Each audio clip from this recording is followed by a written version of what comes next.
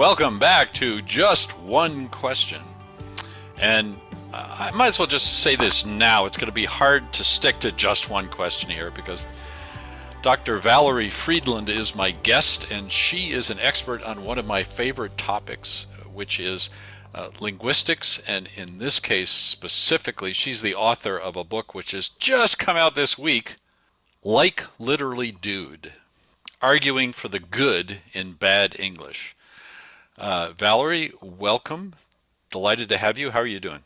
I'm great. I'm really excited to be here, and I'm actually doing fantastic. I'm so glad. That's not every author who's just finished a book who says that. I mean, there's the sigh of relief, and then there's the period of heavy drinking, and then and then there's the attempts to get the world to pay attention. So let's give you that shot. What are you excited about? Well, I'm excited about a lot of aspects of it because it speaks to so many things about language that we love to hate, and I think it's sort of an appealing topic for all of us because we think about language so often. I mean, we talk obviously, but we also talk about talking. Mm-hmm. In fact, a lot of what you do for a living is involving how we talk and learning how to speak in ways that other people find helpful or useful. Or appropriate in different contexts. So, like Literally Dude is sort of my attempt to get people who haven't thought about language in the way that linguists do to reconceive all these features that we love to hate in a positive and sort of socially and historically accurate way. So a lot of these features we dismiss as bad English, but I think you'll see in my book that the argument I'm making is that they actually historically and socially are not bad English at all, that they have evolved just like English has over the centuries, that they're older than we think. Almost every single feature that we love to hate today has a history that goes centuries, if not millennia back, and that they're actually quite powerful and purposeful. And so I think I'm excited that people might see a different side of our likes, our literallys used non-literally, and our ums and our uhs. Wonderful. Yes, you touch on so many things that I would love to spend more time on. But the first one that I can't resist giving a moment to is the idea of like. And I have to say, while I'm normally very tolerant of the way people speak, the idea of the teenager, for example, who says like this and like that, justify that for a minute. Give us the rationale on that. How many thousands of years have people been saying like, and persuade me that it's not just my teenagers who are doing that, and Okay, that well, there's some purpose for it.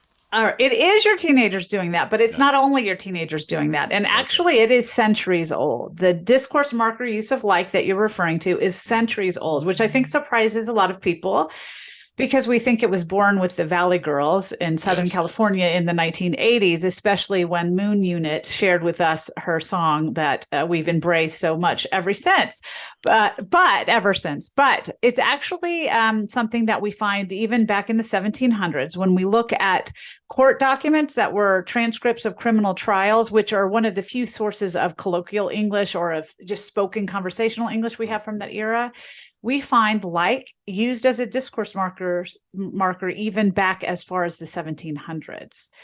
In addition to Wow. that, when we look at speakers that were recorded in the middle of the 20th century, so around the 1950s, that were in New Zealand, who came from British backgrounds, which a lot of New Zealanders did, what we find is a lot of these older speakers who were in their 80s and 90s when they were interviewed in the 1950s, which means they were obviously quite old and from the 19th century, they used like as sentence starters, much like we do today. Huh. And they came from British backgrounds. And we look at octogenarian British speakers also recorded in the 1900s. We find that they too had like littering their linguistic landscapes in much the way, sort of presaging the way that we use them today. So first and foremost, it's been around for centuries. Second, Okay. it's not American. It's actually British in origin, which explains why it's been disseminated to so many different varieties of English, from Australia to American English to Canadian English. And Yes. I haven't convinced you yet that it's not bad, but there are arguments that I can make that show the linguistic pattern is actually purposeful and sort of perceptive to the needs of the speakers and listeners at that moment. Okay, so give me just one justification of why that could be the case. Explain just a little bit more why I should like. Okay. Well, let me ask you a question first before I get to some of Yes. the patterning of like is, have you ever said something akin to, I feel like no one is listening to me, or it seems like today speakers are doing this all the time, or he pretends like no one is listening? Have you ever said any of those likes? Almost certainly I have used it in that way, yes. Okay, so what would you say if I told you that that prescriptively is a bad use of like as well? And if you look back into writings from the late 1800s, early 1900s, you will see that that kind of like only appears in character dialogues of vernacular or colloquial or low-class speakers. And aristocratic or upper class speakers were not found using that kind of like. And in fact, as late as the 1950s, prescriptivists rallied against the use of that kind of like as a conjunction, which is as a conjunction, in an advertisement for Winston cigarettes that said, Winston tastes good like a cigarette should. Right. I remember the arguments about that. It was supposed to be Winston tastes good as a cigarette should. Exactly. Like So I'm saying that to suggest that we are never happy with new usages that feel like they don't have a historical or purposeful basis at the moment that they're coming into our language. But give it a century and we're using them with abandon, which is what has happened to things like seems like, feels like, pretends like, which I think every speaker of English, particularly American English, uses quite often. All right, so saying that, now let's go to the contemporary use of discourse marker like. Yes. And what it expresses in very specific places, so it's not random, even though we think it is, it suggests that we're putting off a subjective sensibility, meaning that we're alerting our listener to the fact that what we say is not verbatim, what we say is not an exact match to the point or the sensibility or the idea we're trying to express, but something like it. Which is really the role of like throughout history. So if we look back to 1200 and 1300, when the word like first entered the language, we find first usages of it. It is used to express similarity, to express comparison. So you see, for example, it's prepositional cases in similes. What's it doing? It's setting up comparisons. He has eyes like the sky, where eyes are made in comparison, although not exact match to the sky, right? So it's setting up a comparison of inexactness. So similarity, but not exactness. Well, so then you say something like, he is like a brother to me. When you're saying, I am in a relation of similarity to him where he's behaving this way, it's again a prepositional use. Well, what if you then say, like, he's a brother to me? It takes that sort of expression of similarity about brotherness and puts it over the whole sentence. So it's essentially doing that same work that a conjunction or a preposition does, where it's connecting to unlike things and expressing a similarity between them, and taking that subjectiveness, that sense of similarness but not exactness, and expressing that over an entire sentential proposition as a sentential adverb. So stepping back a second, when the beloved teenager does it, it's really wrapping it in a kind of similitude or a wrapping that says, I'm being very careful about this. This is maybe not a direct expression of how I'm feeling, but it might be indirectly getting at it. Exactly. So it's like what I'm trying to say, but yeah, so it's really a very touching and humble, thought of in that way of wrapping what you're saying to kind of soften it. Exactly. Yes? Yeah. Right. Well, or soften it, or sort of mitigate the extent to which you're expressing exactness, or that you're trying to sort of emphasize that something was extensive, but perhaps not as extensive as what you said. So, if someone's like a brother to you, they're not actually a brother to you. They're similar to it. So it's just sort of expressing that inexactness, that not impreciseness. It's expressing an impreciseness, but not in the sense that you don't know what you're saying. More, I want you to be clear that this is not an exact match. This is an imprecise estimate, but something to give you a sense. Another good example of that same use is when you use it as an approximating adverbial. So you'll say it instead of the word about. He was like 12 years old. Again, It's expressing inexactness. It's an impreciseness. So someone's not going to call you on it if he wasn't actually 12. They're not getting hung up on that being truthful because you're just saying it was approximate.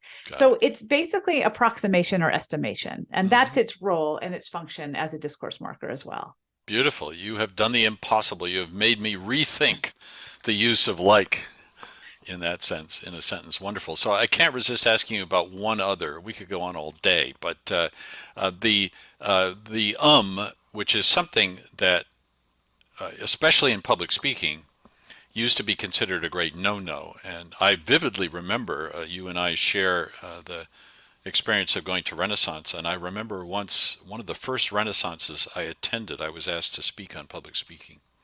And I had come from Dr. Ruth talking one of her amazing speeches. It's and I was delightful. And I hung on to every single word Dr. Ruth uttered. If you don't know who Dr. Ruth is, listeners, look her up. Okay, she's amazing. And I was late, therefore, to my own talk. So I was embarrassed. I came running in a couple of minutes late, and I just launched right in and started talking. And a woman sitting in the front row raised her hand about 30 seconds in and said, "You call yourself an expert on public speaking." And I thought, this is going nowhere. Yes, I said a little nervously. She said, "Well, I counted 6 ums in the first 30 seconds of your talk. How can you call yourself an expert on public speaking?"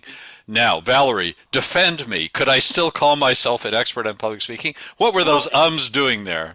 Well, first, I'm shocked that someone would be so rude. That is a quite rude thing to do. It was very rude. And she spent, by the way, she did apologize profusely and multiple times afterwards, but something pulled it out of her. Anyway, go ahead. Yes. Well, I think what it shows is people feel really strongly about filled pauses, which is what linguists call those, which are hesitation markers, also referred to in other cases. But ums and uhs are actually remarkably helpful to both speakers and listeners. So they do a lot of things for us, just very quickly, because it's so long a list of things they do that we could go on for hours on just that alone.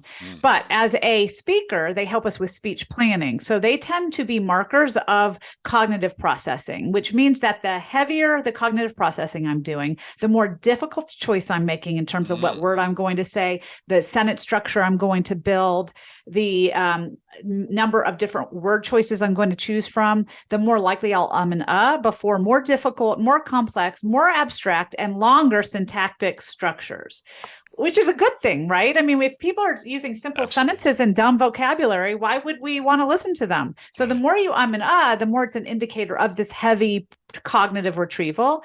It's also very useful for our listeners because studies show that it acts as a flag to someone not being done with their turn. So communicatively, it's saying, I'm taking a moment to come up with this heavy cognitive retrieval I'm doing, but I'm not giving up the floor. So please give me a minute. It also helps listeners have faster retrieval, better word recognition, and better memory for what you say. So not bad for something we think of as a bad speech feature. So lots of good things associated with filled pauses. That's generally in spontaneous speaking because people are doing really on the fly planning when you're coming up with spontaneous speech. The difference, and I think what she was reacting to, is when we see someone giving a presentation about something like public speaking and also doing something like a presentation, we expect them not to be doing the thinking on the fly. We expect them to be very prepared and have their presentation down. And so the flags of heavy cognitive processing don't operate as positively for us in that context because we're thinking, wait, aren't they supposed to have practiced this and know what they're going to talk about? Fair enough. Now, you were doing an informal presentation, and I know from Renaissance, they don't actually want you to do that much preparation. So that was an unfair judgment to make about you. But the reason I think in public speaking that we've shunned them is not because they're not valuable, and I think we've misunderstood their value, but because we think people perceive them negatively because of the uncertainty and the online planning they seem to signal. But what's really interesting is if you look at the research, there's a lot of research with and which I detail a lot in the book, but just the one relevant here is that when we look at research done on how people perceive and in terms of unhesitancy or being, a bad speaker. We don't find that moderate ummers or uhs actually seem to take away from what they're saying when they use them. We don't think that people really notice them that much, at least not in proportion to light ummers and uhs. If what they say is interesting and delivered in an interesting way. So if you're taking a monotone voice and delivering something really boring, like, the latest sales figures, you're probably going to be more noticed when you and than when you're talking about, fun speech features and the history behind them, because people are more engaged in the topic. And the more interesting a speaker you can be, the more vivacious, the more interesting, the less they notice your ums and uhs. And so they don't seem to detract from the message.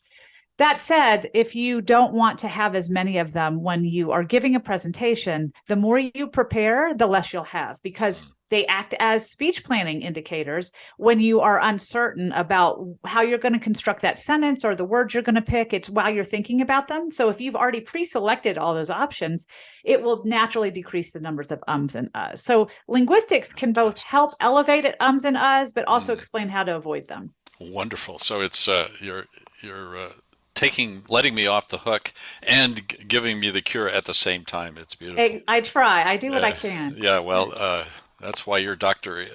Valerie Fridland, and that's why everybody should go out and read this book, because there's so many wonderful things in it. We could only just touch on them, a couple of them, in the briefest possible way. Thank you so much for being on Just One Question, and thank you for answering more than just one question. Absolutely. I enjoyed it very much. Thanks for having me.